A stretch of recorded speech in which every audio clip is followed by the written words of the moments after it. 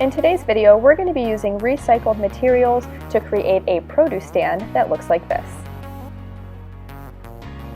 You'll first need to gather your materials and cut open your box using scissors. This might be a little bit difficult if your box is really thick, so you might need some help. I just cut out this rectangle right here. This is going to be my storefront. I then created a rectangle with a pencil, and I now folded that piece in half so it was easier for me to remove the rectangle on the inside that I drew. The next thing I do is adding details on the outside of my produce stand. I want it to look like it has wooden details on the outside, so I'm just creating some horizontal lines across my stand and then add some alternating vertical lines to make it look like wood. I'm now adding little dots on each section to make it look like it's a piece of wood, just to add a little bit more detail. I had cut out some pictures of produce from a grocery ad that I had, and I'm going to lay those down at the bottom.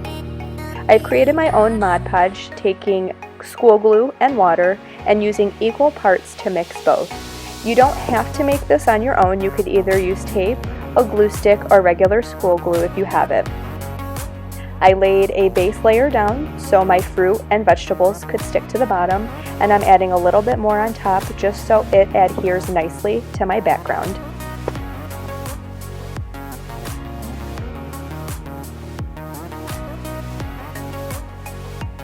I'm now going to set that aside and create my worker.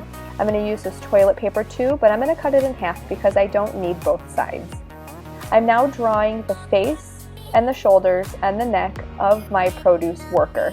Now I'm simply just using the same steps that we use to make our self-portraits for our t-shirts, but you can draw yourself or your worker any way that you would like.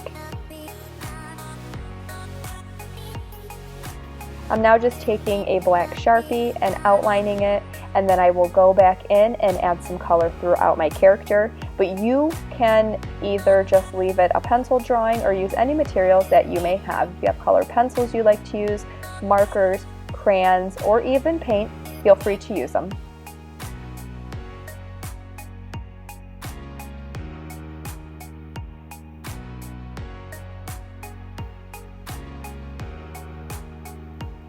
The next thing that I'm doing is folding that little piece because that's going to be taped behind my produce stand, and that's going to help let it stand on its own.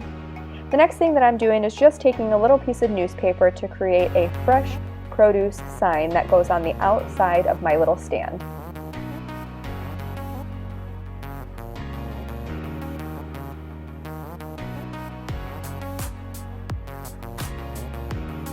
I'm going to add just a couple little dots of glue on the back of that piece of paper. If you don't have any glue, you could definitely use tape.